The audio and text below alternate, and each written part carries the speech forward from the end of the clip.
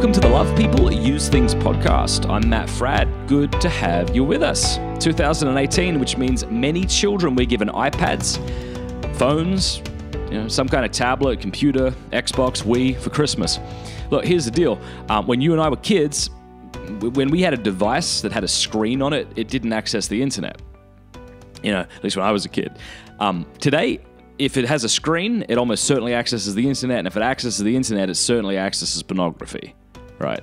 So what do we do about this? I want to do three things. I want to talk about facts that parents need to know. I want to talk about how parents bury their heads in the sand when it comes to this issue. And then I want to share with you three conversations that we can have with our children about pornography and ought to have with our children about pornography. Now, if you're interested, I just did this whole CD. It's called Protecting Innocence, Parenting Your Kids and the Internet. This is like a very long talk, a very in-depth talk, which I'm actually quite proud of. You can get the whole thing. I'll throw up a link in the show notes. It's with a group called Lighthouse Catholic Media, Protecting Innocence, Parenting Your Kids and the Internet. And so I hope everyone will get a ton of those copies and give them to every parent that they know. This will just be a short summary of some of that content in that CD. All right, so here are the three facts, right, that are worth remembering, okay? First, people, okay, humans, even little humans, are naturally wired to be curious about sex. Second fact you need to know, children, yes, even your children, okay, will look at porn. Third, and hopefully you know this, porn is a terrible teacher. It's a good teacher in the sense it'll make you remember everything for the rest of your life. It's a terrible teacher in the sense that everything it teaches is a lie. Those are the three facts you need to know. Now, maybe you're listening today and you're not a parent, but you know a parent, okay? So they need this information. Please share this podcast with them once you're done because you love their children, hopefully, and certainly those parents love their children. And yet, we as parents so often bury our heads in the sand. I think a lot of it comes down to this weird belief that's totally out of touch with reality, but we believe it anyway, and that's this idea that somehow what I do online is less real than what I do offline.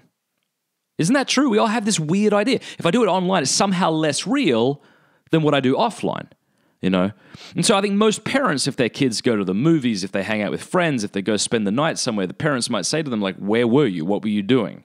Who were you with? What did you see? But for many parents, we don't ask these questions when our kids just browse the internet. It's this weird, false idea that what happens online is less real than what happens offline.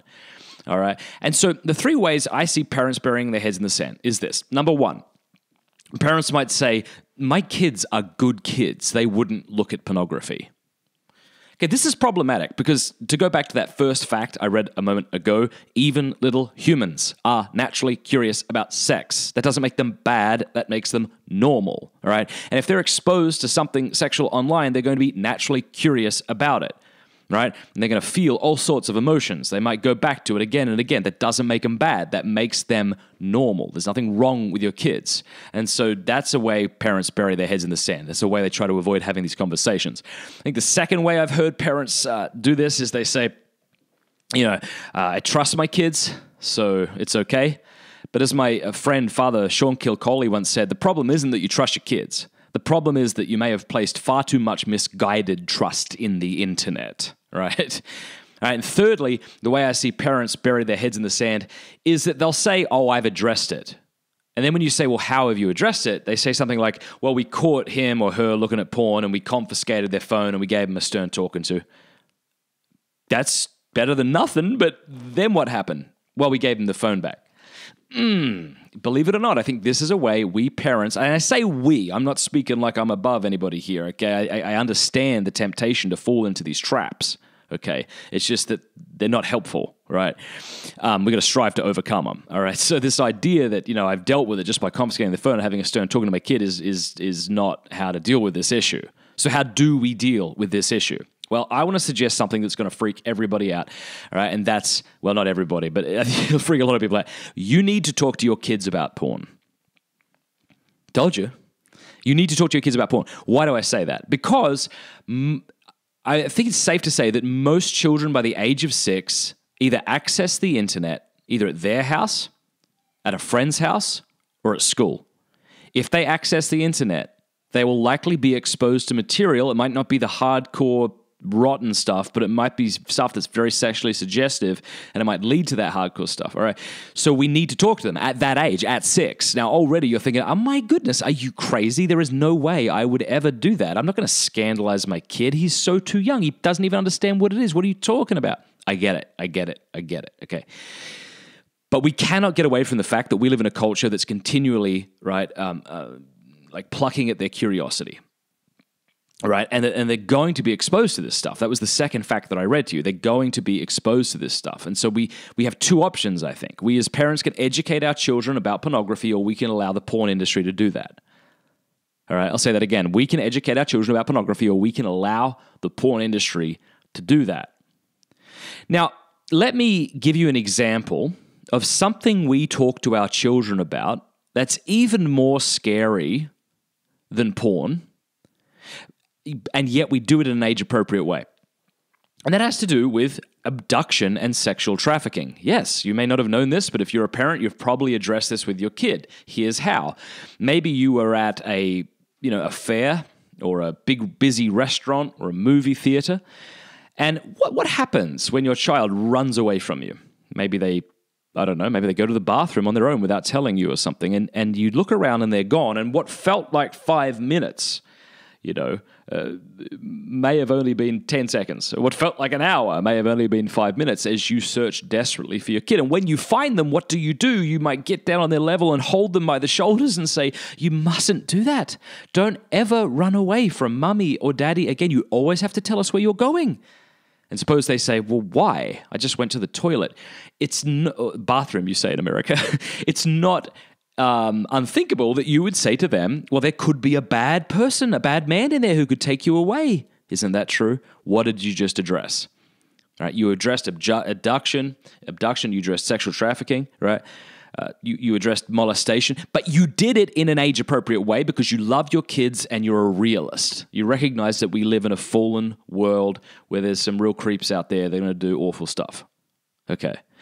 So if we can do that about that, we can do that about porn. So what might that look like? Well, let me share with you how I had this conversation with my son for the very first time. He's actually 7 years old, driving with a friend of mine, and from out of nowhere, he says very matter-of-factly, Dad, what's pornography? And I paused, and I said, what's that, mate? Not because I didn't hear him. I was terrified. I didn't know what to say. I said, well, and here's what I said. And I have to give credit to Kristen Jensen's fantastic book, Good Pictures, Bad Pictures, Porn-Proofing Today's Young Kids, for what I said next. I looked at him and I said, well, you know how there are good pictures? He said, like comic books? I said, well, kind of, but also like this. And I pulled out my phone and I opened up a photo of his brother, Peter, super cute kid, and my son, Liam, who's not usually this, cute, sweet. He's pretty rough. He's like, oh, I miss him already. He's super cute. I said, yeah, he is. He's super cute. I said, well, this is a good picture and it makes us want to do good things, but there's actually bad pictures that make us want to do bad things. And he said, well, what are they pictures of? And so here's where I gave a basic definition, again, that I got from Good Pictures, Bad Pictures, Porn-Proofing Today's Young Kids. I said, well, pornography is pictures or videos or cartoons of people who are showing parts of their body that their bathing suit should cover. You should not be scandalized by what I just said there, dear listener. Like, you shouldn't. That's not a scandalous thing to say, right? Like, that's just a very matter-of-fact thing to say, and it doesn't arouse curiosity. Like, notice what I didn't say. I didn't say, well, porn is that thing that you see when you type it into Google. Right, it's not what I said. I gave a very wide spectrum, tried to make it as broad as possible, like cartoons, pictures, videos, right? So people showing parts of their body, their bathing suit should cover. And if you ever see this, you should always tell mommy and daddy, and we would be so proud of you. You might think that you'd get into trouble, but you wouldn't get into trouble. Something like that. And he said, well, why would people look at it if it's bad for them and it hurts them? And I said, trying to be a little funny at this point, I said, well, look, I imagine if I jumped off a tall building, it would feel really great, don't you? Yeah, until you hit the ground. Yeah, so that's right. Well, that's true, until I hit the ground. right? So things can be exciting for us, but still hurt us. And I said people who look at these things, they feel really excited, but it actually hurts their brains and their hearts, and it's really unhelpful. It makes them sad, and it hurts their relationships with other people. All right. So I think that's super important. And I think that's a good way to have that conversation. And if you haven't had it and your kid's over 6, I think you should have that in one way or another. Now, okay, so should I just start this conversation out of nowhere? No, I think this conversation ought to be built upon an ongoing conversation that we have with our kids about their bodies and about sex, right? Like, why do we call it the sex talk? As if one talk is sufficient, you know? It's like, no, like we don't talk about the math talk. Has your child had the science talk yet? You know, has he had the arithmetic talk? No, like there's an ongoing series of lessons that we give our children regarding these things. And sex is super important. And so we should address this, you know, in an ongoing way. And maybe we do that like in the bathtub, where we talk about how our bodies are good, you know, and they're not dirty, they're beautiful, but we don't treat them like toys because they're also sacred and beautiful, you know?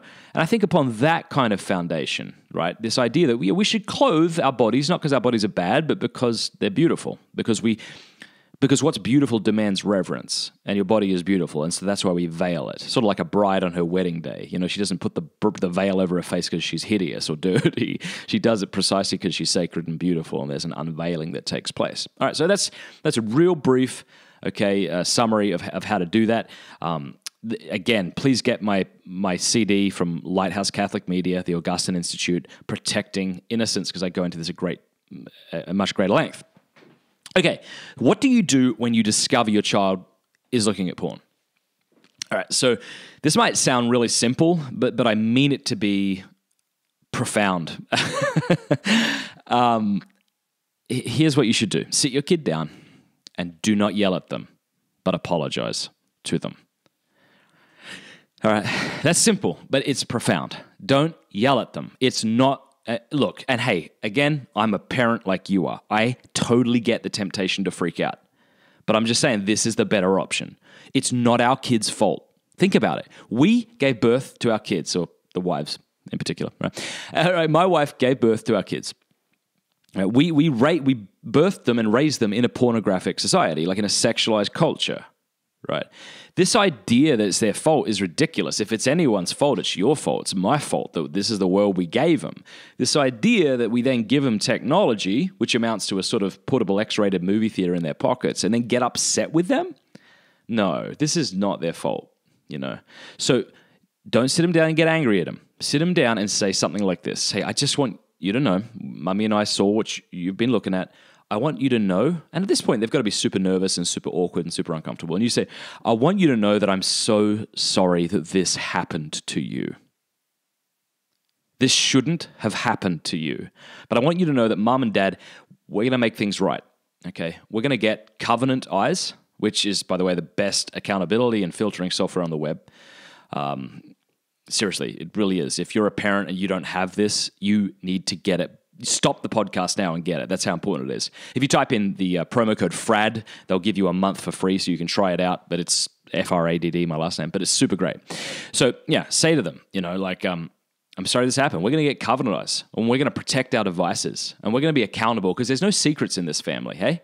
You know? Like, secrets can hurt us. And so Mum's going to be accountable to Daddy, Daddy's going to be accountable to Mummy, and you guys are going to be accountable to us. Not because we're spying on you, but because we love you. And if anything bad happens, we want to be there to protect you. Okay? And it's important that we recognize how long our children have been looking at pornography and now what they need.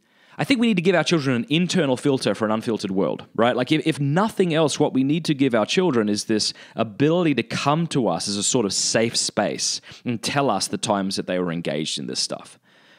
You know, this open communication is so important because if you're anything like me, I grew up, I was looking at porn. I didn't tell my parents. And if I did, I think they would have maybe freaked out at me. They wouldn't have known how to handle it. And so I would have never told them again. Never. And so I would have just retreated to my room and tried to deal with this on my own, which I did very unsuccessfully. And that's what most kids do. And that's why we have to have open communication with our kids. Have to. We don't have a choice. All right, so here is the third conversation. Okay, so we've talked about what to do with a child as young as 6.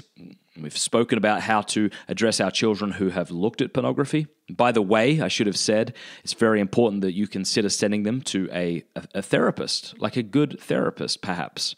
Because, a lot of these kids, you might have caught them looking at porn and you have no idea that they've been looking at it for a year now. You don't know the kind of stuff that they're in. All right, so don't be afraid to ask for help. Don't be afraid to ask for help. Okay. So the third conversation is the conversation we should have with our teenagers or young adult children when we've never spoken to them about this stuff. Like, what do you do? You've never had this conversation. Maybe you feel kind of guilty that you never did. You're thinking to yourself, surely they've looked at it. Maybe they're looking at it now. I don't know how to have this conversation. Here's a suggestion, okay? Let them know that you heard this podcast, right? Let them know that you've been hearing about the negative impact porn has on the brain and emotions and the relationships, our relationships. And just say something like this. And by the way, heads up, this is going to probably be a super awkward conversation. I don't know how to make this conversation unawkward for you. Okay, so this will be awkward, but just know that there are some things that are worse than awkward. Okay, like not telling them, not talking to them about this. And so something like this, like if you were to go to your 16-year-old and say, "Hey, I just heard this podcast on pornography and the ways it hurts the brain and stuff. I just want you to know that if this is something you've ever been involved in, or if you're hooked on it now, or if you ever are, I just want you to know." And at this point, they're recoiling. They're saying, "No, what are you talking about?" Press on. Keep going. "I just want you to know," you'll say, "you can always come to me and I'd help you. And I hope you know I would never think less of you, because I know this is really difficult in this day and age, and I'd get you the help you needed." Now, what might happen is the son or the daughter, because remember, it's not just our sons that struggle with pornography, it's our daughters as well, might be totally dismiss you. Like, "No, I have no idea what you're saying. No, I don't look at that stuff. It's gross." And they'll walk away, and that'll be the end of the conversation. But you may have just changed the trajectory of your child's life, because, I'll give you an example. When I was in high school, one of my friends came home from school, and this is before the time of the internet, and he had a bunch of pornography magazines in his closet, and his mum found them. And so when he walked into the room, about 15 at the time, his mum had scissors and she was cutting it all up, and she was angry and she was calling the women sluts and things like this. Do you think that if my friend has a serious problem with pornography that he would ever go to his parents? Absolutely not. Absolutely not. So it's so important that we do our best to remain calm, and that we say, like, "I would never lose respect for you. In fact, I'd have more respect for you for having the humility to tell you." Because that's another thing I want you to know. I have a lot of young teens and older teens write to me saying they want to tell their parents, they know they should, but they are so scared. They're so scared to do it because they're convinced that their parents will lose all respect for them. So say that to them. Like, "I wouldn't lose respect for you, and I'd do everything I could to help you." Now, back to my friend whose mum cut up the magazines. Suppose he came home and she said what I just said to you. "Hey, I've noticed you've been looking at pornography and I want to help you." He may have dismissed her, but at his darkest point, when he hit rock bottom and felt incredibly awful and didn't know what to do, he might just turn to her. So those are 3 conversations that I think will help you, at least starters, right, to talk to your kids about porn. So every week on Love People Use Things, I do a couple of things. One of the things I do is promote a awesome pro-love, anti-porn group, and the one I want to promote this week is Educate Empower Kids. Educate Empower Kids. This is a phenomenal group that create beautiful books that are designed to help you, educate and empower your kids regarding sexuality, regarding how to use their phones responsibly. They actually just came out with a new book on body image for boys. I think this is the first book on body image for boys ever. They help you protect your kids. They help you have these conversations. They have a book here called How to Talk to Your Kids About Pornography, 30 Days to a Stronger Child. Please check these guys out. They are super cool. EducateEmpowerKids.org, EducateEmpowerKids.org. So be sure to check that out. Finally, I want to invite you to become part of the Love People Use Things campaign. You see, this podcast is only one facet of what I do. I actually travel the country and speak to university students and high school students about this issue of pornography. I speak to around 50,000 people in 2017 and perhaps something similar in 2018. So here's what you get when you become a supporter of Love People Use Things. So if you give $10 a month right now, here's what I'll give you. I'll send you a copy of my book, The Porn Myth, Exposing the Reality Behind the Fantasy of Pornography. That's a new book of mine. I've signed it for you. So it'll be a signed copy of that book. You'll also get a copy of the book, Equipped Smart Parenting in a Sexualized World. You'll get 1 month of Covenant Eyes for free. You'll get a free Love People Use Things sticker. It's super cool. It's like our, like the podcast image. It looks really cool. You'll also get 25% off our Love People Use Things t-shirt, and you'll get free access to live stream events that we're going to begin having for men, for women, for both men and women, and for parents. All of that just by becoming a supporter of Love People Use Things. Now, in doing that, you're going to enable me to do lots of stuff. Like, I want to create booklets that I print in the tens of thousands to bring to these events with me to give to high school teens, university students. I'm even coming up with this credit card type pledge card. So basically, you sign the back of it. It looks really cool. You sign the back, and it's just a way of committing to fighting porn even when you fall. So you'd be helping me out a great deal by doing that. The way to support me and become part of the Love People Use Things campaign is by going to lovepeopleuseThings.fm, lovepeopleuseThings.fm, click support, and there start giving $10 a month on Patreon, and at the start of every month, we ship all those things out. The only thing we ask is, if you're in a country outside of the United States, we ask that you would pay for shipping, because it is quite expensive for us to do that. Huge thanks to everybody who's already begun supporting us. So thanks so much for listening to Love People Use Things. Be sure to share this podcast with every parent that you know, and check out that book, that new CD of mine. All right. Now, if you don't have a CD player, you can also get the MP3. Again, it's called Protecting Innocence, Parenting Your Kids and the Internet. Just type that in with my name and you'll find it there. All right. Chat with you next week.